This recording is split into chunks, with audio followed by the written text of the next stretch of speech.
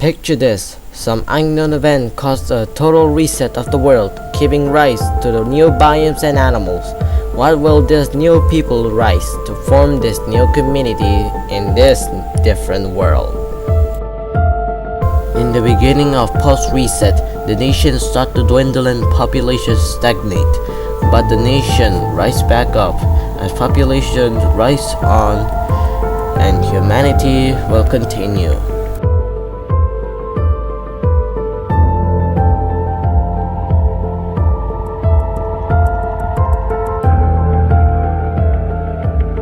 In what used to be Eastern Europe, there exists to be two nations, the Ib and the Ifuf Empire, utilizing their only biomes to farm their only trees and food.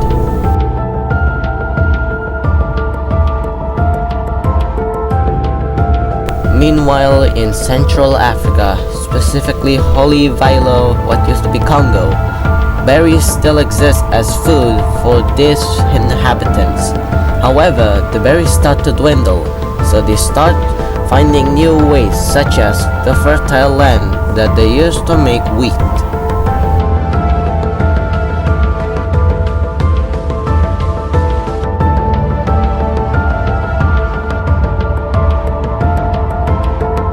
Eastern Europe and the Congo is peaceful as in Asia.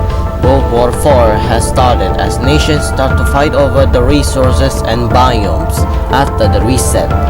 Turf Moon, Great Afigis, Hogehi, and Great Asakik all fight over the biomes and resources, which in Siberia now trees have grown, so they obviously fight for what left of it.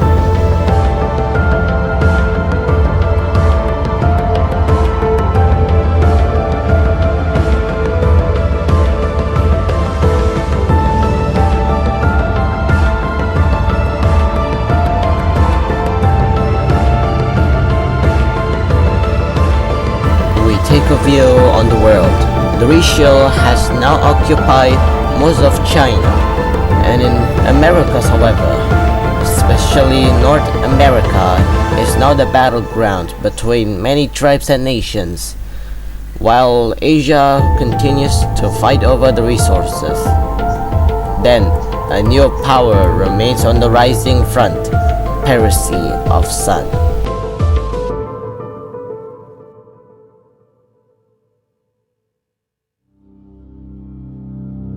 Rishel has been kicked out of Chad and is now in de facto ground of China. Across Eurasia, Kratiwa united Europe and trees have overgrown Siberia.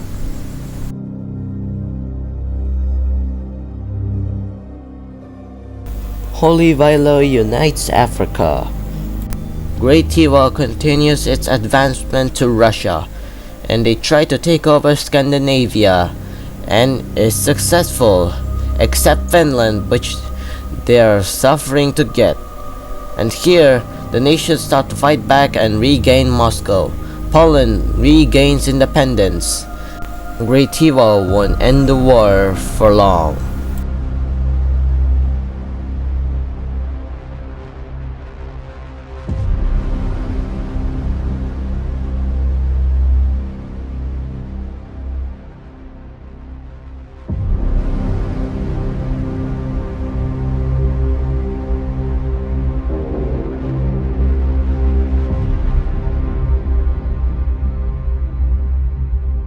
In the view of what used to be North America, two nations are fighting, Wuhu Empire and the Pink Nation. It seemed that the Pink Nation is winning against the Wuhu Empire, as they're winning against and occupying most of the regions, and now have connected.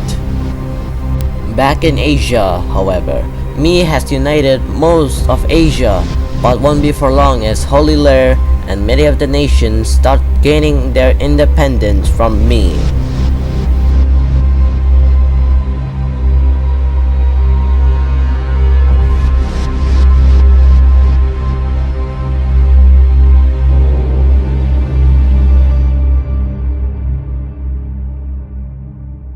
Middle East remains to be a no man's land, as any civilization that tried to settle here had failed so far. We'll only be seeing cacti and animals around here.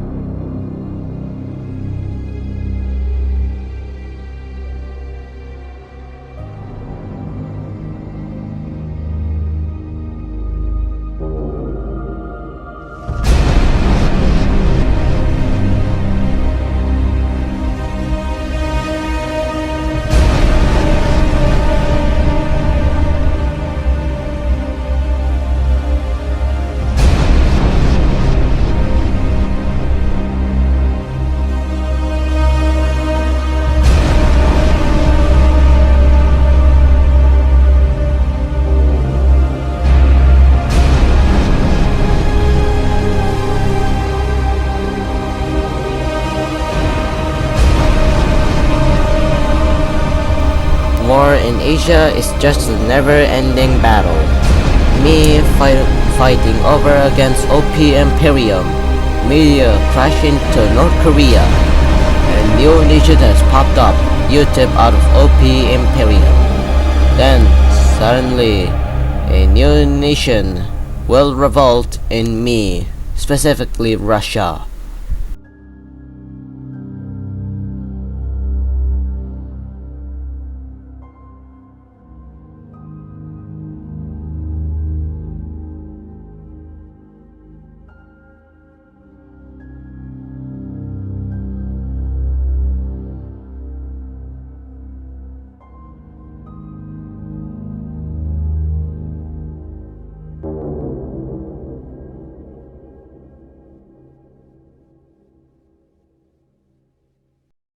In the New World, here is where things get interesting, as Perry Sea of Sun has now become a threat to the North American, as they are growing in size and power, as they try to take over most of North America.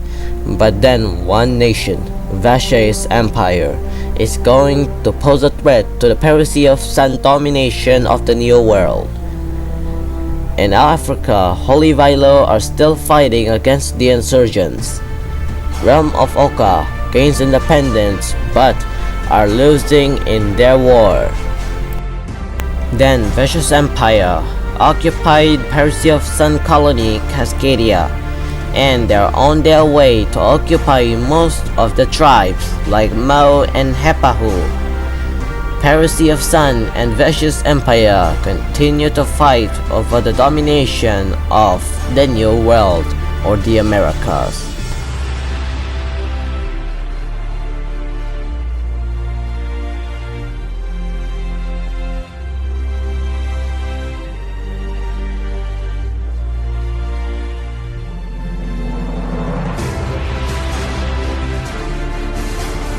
We only have 100 years to end this documentary.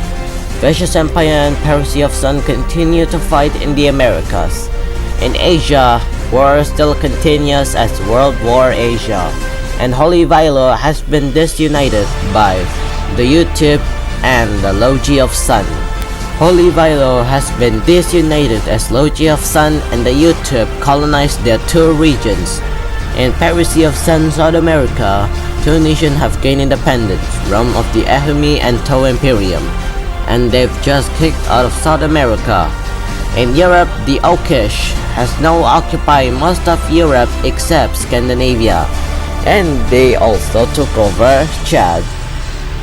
Logi of Sun now have to watch out for the Okish holdout in Niger or Chad.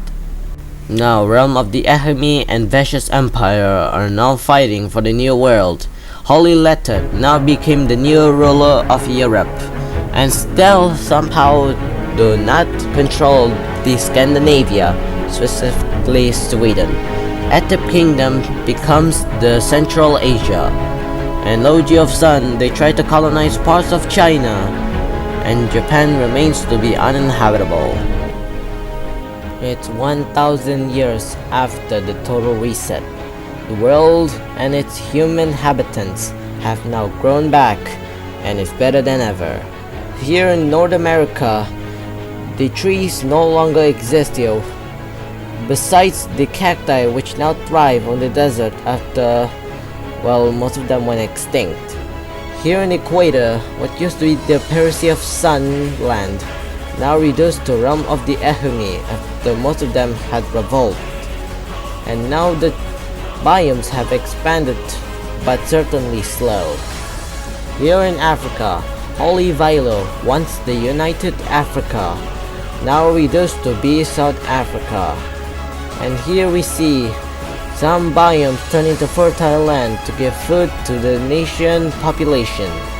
And now trees are now rampant in the equator of Africa, especially in Sahara Desert where the cacti has now thrived in the lack of humans which tried to settle here but failed as it remains as the no man's land. And here we see people walking along the routes to Europe, united under Holy Lettuce. This religious nation has now advanced, with the only biomes being in Belarus as the Mushroom Kingdom. Scandinavia remains as an independent state and hasn't joined the Holy Lettuce, the European Confederation. And here we see the bridge strength from Norway to Canada. And here we see what used to be Russia and waging against the tornado. The cacti has once again thrived in Central Asia and India, what used to be the fertile land.